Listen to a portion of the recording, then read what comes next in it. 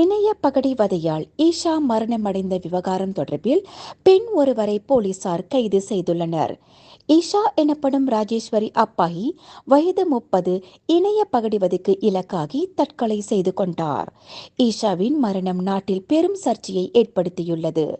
இந்நிலையில் ஈஷாவின் மரண விவகாரம் தொடர்பில் 39 வயது ஆடவர் ஒருவர் போலீசில் புகார் செய்தார். இப்புகாரின் அடிப்படையில் போலீசார் துரித விசாரணைகளை மேற்கொண்டனர். கடந்த ஜூலை 30ஆம் தேதி டூலால் பிரதர்ஸ் ஆல்பா குயின் ஷாலினி என்ற பெயரில் 2 செய்திகளை ஈஷாவுக்கு எதிராக அவதூறு மிரட்டல் விடுத்ததை போலீஸ் விசாரணையில் தெரியவந்தது. 2 டிக்டாக் கணக்குகளும் அந்தந்த கணக்குகளில் பதிவேற்றப்பட்ட வீடியோ உள்ளடக்கத்தின் பின்னணியாக ராஜேஸ்வரியின் படத்தை பயன்படுத்தியுள்ளன.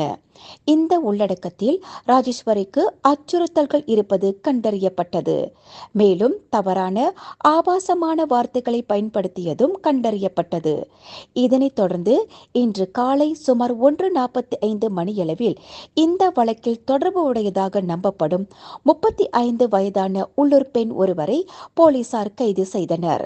சிலாங்கூர் ரவாங் புக்கிட் பெருந்தோங் கோல்ஃப் ரிசார்ட் பகுதியின் அப்பெண் கைது செய்யப்பட்டார்.